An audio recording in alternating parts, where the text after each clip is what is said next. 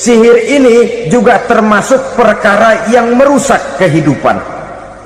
Kita semua sama-sama maklum bahwa sihir sebenarnya bukan persoalan baru. Sejak sebelum datang Islam, sihir itu sudah ada. Di zaman Yunani kuno, sihir ada. Di zaman Mesir kuno, di zaman Cina kuno, dan yang lain-lain yang serba kuno, sihir itu sudah ada.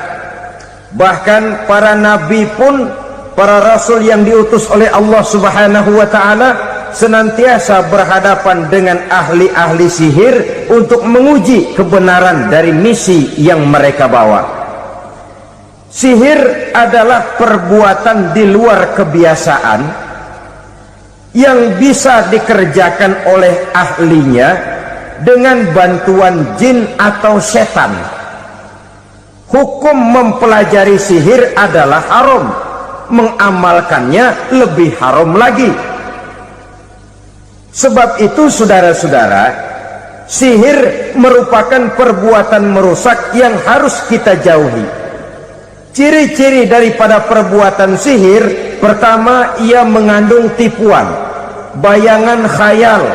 Di zaman Nabi Musa misalnya, orang melihat tambang-tambang itu seperti ular. Nabi Musa melayangkan tongkatnya menjadi ular-ular besar yang memakan ular-ular kecil ciptaan tukang-tukang sihir Fir'aun tadi. Lalu sihir bisa terjadi dengan bantuan jin kafir atau setan. Kemudian ciri yang ketiga, sifatnya halus dan tersembunyi. Taruh kata ada seorang ahli sihir yang mempergunakan ayat-ayat Quran sebagai jompa-jampe, sebagai baca-bacaan, itu cuma sekedar kedok. Tujuannya tidak lain menjadikan agama sebagai ketok untuk membenarkan cara yang dimurkai oleh Allah Subhanahu wa ta'ala. Satu hadis yang diriwayatkan oleh Imam Bazar dan Tabrani, Nabi berpesan, "Laisa minna man tatayyara lahu au takahhana au tukuhhina lahu au sahira lahu." Tidak termasuk ke dalam golonganku, kata Nabi, tidak termasuk umatku. Siapa mereka? Man tatayyara lahu, orang yang bertatoyur. Apa tatoyur itu? Dari kalimat toyaro, artinya terbang. Toir biasa diartikan dengan burung. Tatoyaro percaya kepada suara-suara burung. Man tatayyara lahu, mempercayai, meyakini dengan benar-benar kepada suara beburungan. Kan suka ada itu, nah bunyi burung tuh, maling liwat. Maling liwat, burung bunyi, maling liwat. Itu termasuk tatayyara lahu, percaya kepada suara burung. Kan aneh kalau suara orang nggak dipercaya, suara burung malah dipercaya. Ada ustadz ceramah, kiai ngaji, nggak mau didengerin, burung dengerin bener. Nah, suaranya dari sebelah mana? Belah kulon. Nah, itu tandanya anu. Habis dihitung-hitung. Itu termasuk tatayyara lahu. Au takahana, atau bertenung, au tukuhina, atau minta ditenungkan, au sahirolahu, atau melakukan perbuatan sihir atau minta disihirkan. Laisa minna, tidak termasuk ke dalam golonganku, kata Nabi. Sehingga dengan demikian saudara-saudara, menghadapi sihir dengan sihir sekalipun termasuk perbuatan yang tidak diajarkan oleh agama. Kita kan mempelajari sihir untuk jaga diri, tidak apa-apa. Yang dilarang mengamalkannya, dilarang juga mempelajarinya. Sebab orang kalau sudah mengetahui, biasanya lalu terangsang untuk mencoba. Kalau percobaannya berhasil, biasanya terangsang untuk coba lagi dan coba lagi. Pada akhirnya ketagihan, lalu beralih menjadi profesi, apalagi itu nanti bisa mendatangkan hasil uang.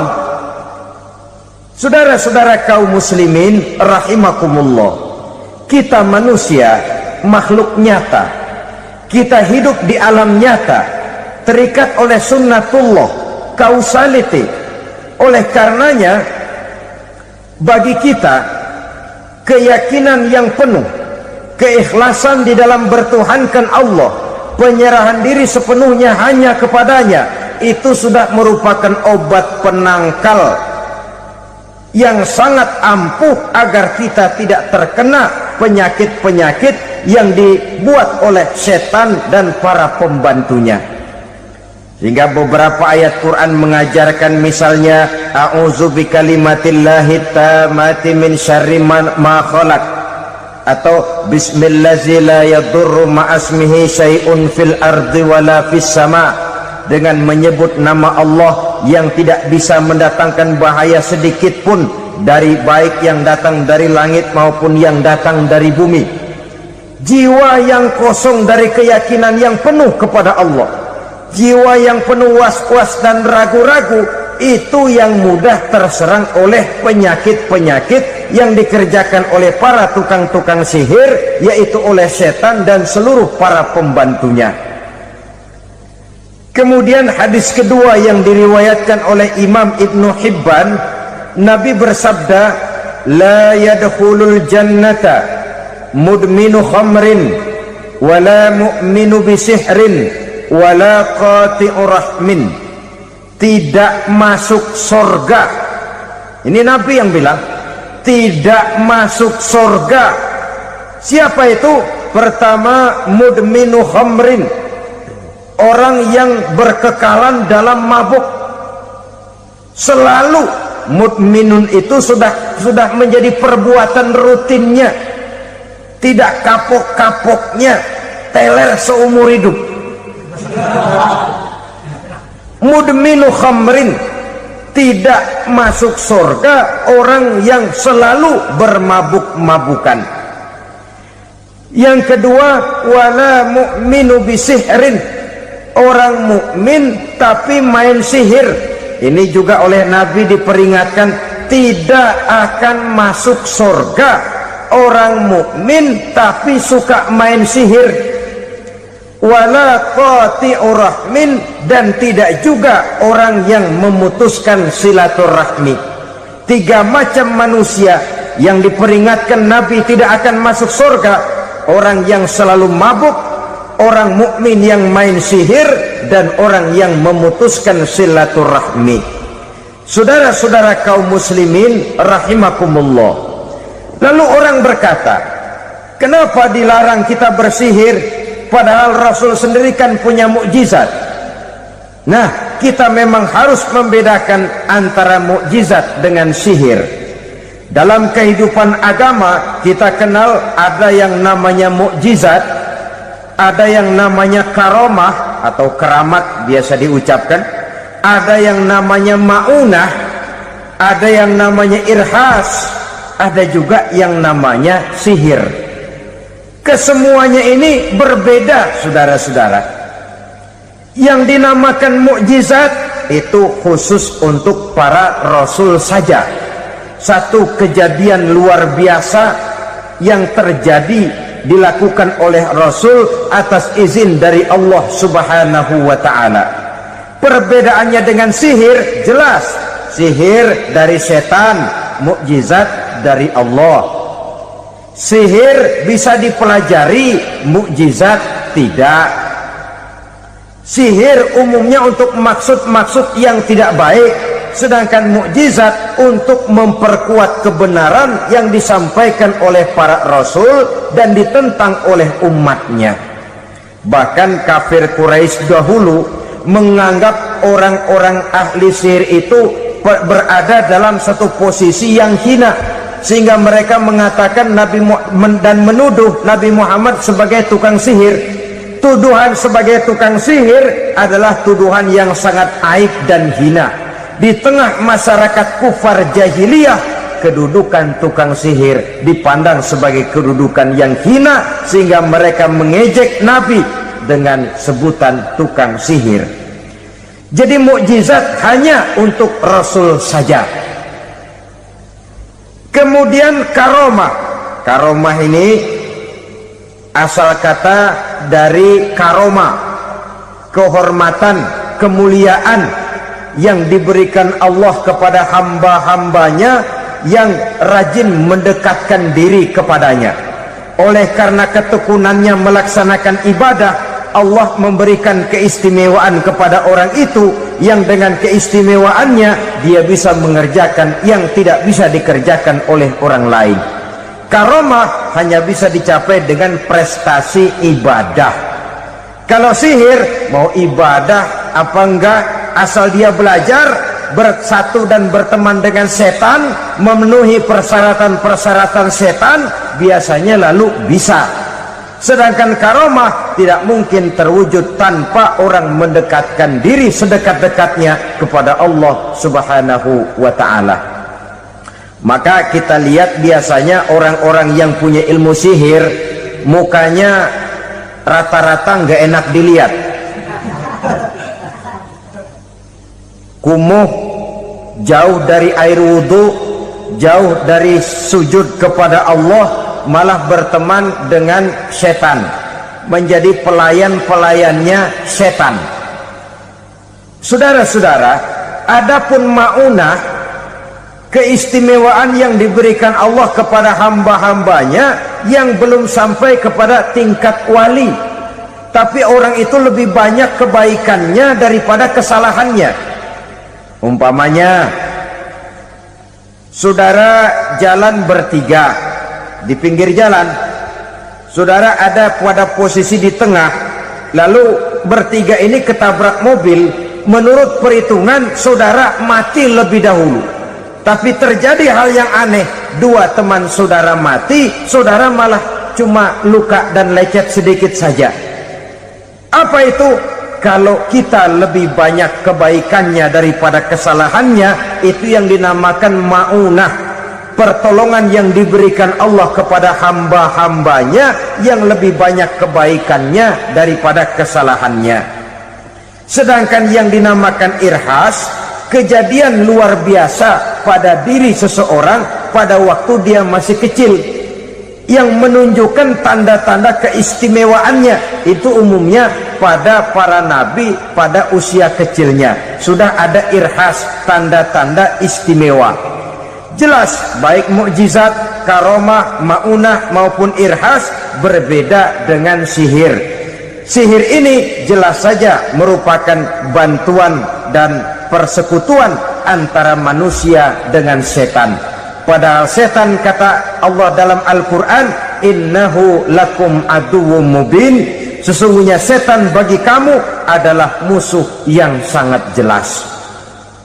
Saudara-saudara kaum muslimin rahimakumullah, di zaman sekarang dalam menghadapi beban kehidupan yang makin pelik, menghadapi stres yang tidak kunjung selesai, menghadapi persoalan-persoalan yang teramat berat, orang sering mencari jalan keluar kepada hal-hal yang menurut pendapatnya bisa meringankan beban moralnya itu. Pergilah dia mencari sesuatu yang dapat meringankan bebannya, dan tidak jarang yang jatuh ke pangkuan tukang-tukang tenung, ke pangkuan tukang-tukang sihir, yang mereka itu oleh Quran dijelaskan kadzabal munajjimun walau sodaku. Tukang-tukang tenung, tukang-tukang sihir, mereka itu bohong walaupun benar. Maksudnya bohong walaupun benar, artinya kalau yang mereka kerjakan benar, itu sih kebenaran. Benar dengan kebenaran itu lain. Kebenaran, kebetulan bisa, tapi tidak untuk selalu. Apalagi kalau itu sudah membahayakan kehidupan orang lain. Jadi oleh karena itu Nabi berpesan, jauhilah daripada sihir. Kalau sudah jauhilah dari sihir, artinya ya jauhilah daripada mempelajarinya, jauhilah daripada bergaul dengan orang-orang yang ahli di bidang itu, karena dari pergaulan segalanya bisa menular. Riba alias renten, kedoknya adalah menolong orang, tapi sama juga bulu buntutnya dilepas, palanya dicekek. Menolong orang pada akhirnya menjadi beban bagi seseorang, dan memang mencari orang-orang yang berada dalam posisi kesulitan, biasanya di daerah-daerah di mana musim paceklik, jadi lapangan kerja sulit, sedangkan urusan perut tidak bisa ditunda. Akhirnya orang terjebak ke dalam rentenir, ke dalam riba, ke dalam renten, bunga berbunga, sehingga satu saat jumlah bunganya bisa lebih besar dari jumlah pinjaman pokoknya. Kemudian kalau juga ternyata tidak bisa dibayar, rumah jadi taruhan. Memang rumah satu-satunya, begitu rumah ditarik mulain camping. Bukankah pada akhirnya akan mewariskan kesengsaraan? Oleh karena itu, kepada kita berusahalah jangan berhubungan dengan rentenir, jangan makan renten dan riba. Kepada mereka yang melaksanakan riba, walaupun mendatangkan keuntungan materi, tapi percayalah, harta yang didapat dengan jalan riba tidak akan membawa keberkahan. Manakala tidak membawa keberkahan, dia tidak akan mendatangkan ketenangan di dalam kehidupan kita.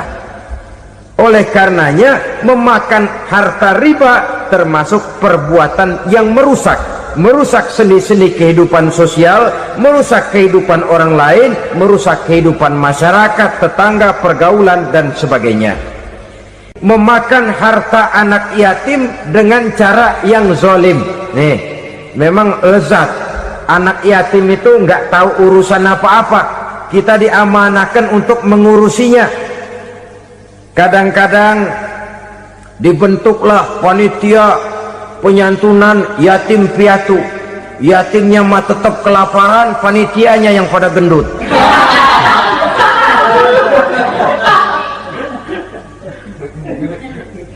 Padahal memakan harta anak yatim termasuk perbuatan dosa besar, dan menjantuni yatim merupakan perbuatan mulia.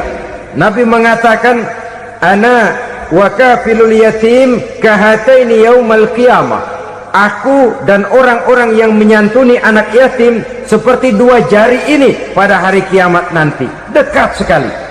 Jikalau ingin di hari akhir nanti dekat dengan Rasul, bersahabatlah dengan anak-anak yatim. Jadilah pengurus anak-anak yatim. Bangunlah panti-panti asuhan yatim. Pada saat bapak ibunya meninggal, kitalah yang menjadi orang tuanya. Bahkan sedemikian besar perhatian Islam terhadap anak-anak yatim ini, sehingga Quran memberikan peringatan, ara'aital ladzi yukadzibu bid-din fadzalikal ladzi yad'ul yatim wa la yahuddu ala ta'amil miskin.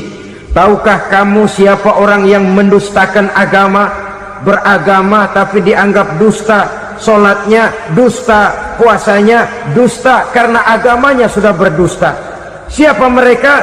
Fazalikal ladzi yad'ul yatim, orang yang menyia-nyiakan anak yatim, wala yahuddu ala ta'amil miskin, dan tidak pernah memberi makan kepada orang-orang yang menderita kemiskinan. Menyia-nyiakan, meninggalkan anak yatim termasuk perbuatan yang divonis kita sebagai orang yang mendustakan agama. Saudara-saudara kaum muslimin rahimakumullah, maka sangat dicela mengeksploitir anak-anak yatim, menjadikan mereka sebagai kedok untuk mencari kekayaan pribadi. Tetapi jikalau ikhlas, ganjarannya sangat besar, nilai pahalanya sangat besar. Menyantuni yatim tidak hanya setahun sekali. Kalau Muharram pakai istilah lebaran yatim, dibentuklah panitia, diberilah beras, uang 45.000 rupiah, alhamdulillah. Tapi jangan lupa, si yatim tidak hidup cuma satu hari. Dia tidak hidup cuma di bulan Muharram saja, dia hidup 12 bulan dalam setahun. Sebagaimana anak-anak yang lain, dia juga berhak punya masa depan. Dia juga berhak menikmati bangku sekolah. Dia berhak mengenyam arti dan makna pendidikan. Dia berhak membekali diri dengan ilmu dan pengetahuan seperti halnya anak-anak yang lain. Maka kita yang diberikan keluasan oleh Allah, ingatlah itu, bersahabatlah dengan anak-anak yatim, santuni mereka. Perkara setahun